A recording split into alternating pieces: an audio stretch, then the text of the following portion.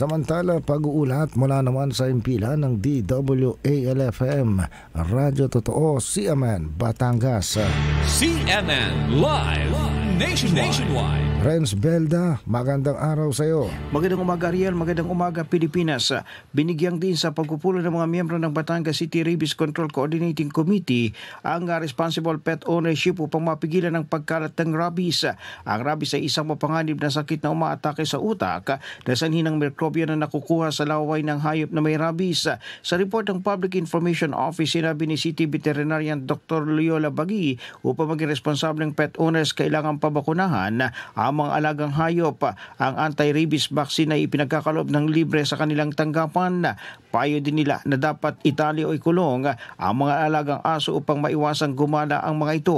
Bukod sa Animal Rabies and Control Program, nagpapatupad at nagmomonitor ng lahat ng rabies prevention and control activities sa mga barangay tulad ng registration ng aso at education o information drive ang Office of the City Veterinary. Kaugnay nito, muli nga magkakaroon ng Search for Best Barangay in Rabies Control Program kung saan gagawaran ng parangal ang mga magwawagi sa pagunita ng Rabies Awareness Month sa Marso ng susunod na taon.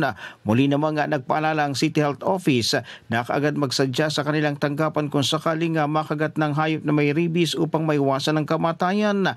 Ayon sa kanilang tala, humigit kumulang sa 100 kaso ang kanilang tinuturukan kada araw at karamihan sa mga ito ay mula sa mga alagang aso at pusa. Mula sa DWALFM 95.9, ito si Renz Belda ng CMN Batangas, nag-uulat live para sa CMN Pilipinas.